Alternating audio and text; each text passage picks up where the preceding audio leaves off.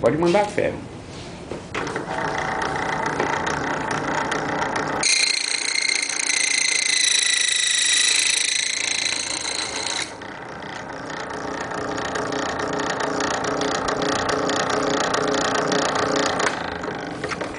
Vai aqui,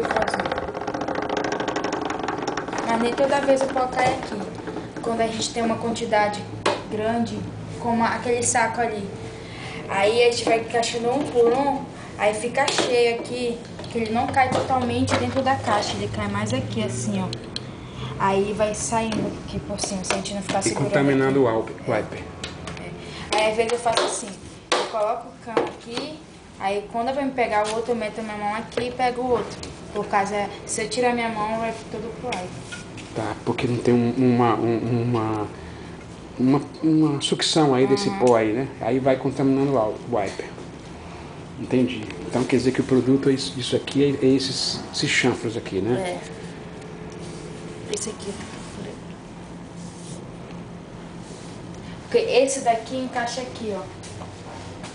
Esse daqui, ó. Nessa pecinha bem aqui, ó. Tá. E não encaixa na máquina lá do cliente, não? Encaixa. Também, é mesmo... É porque lá parece que tem um negócio, fica tipo uma presilha aqui dentro. Aí quando termina o wiper, ele engata aqui, ó. Engata aqui nesse daqui. Entendi. E aí é só para tracionar esse... Esse aqui é só pra É que esse aí é outro produto, né? Mas ele traciona isso aí. Tá bom.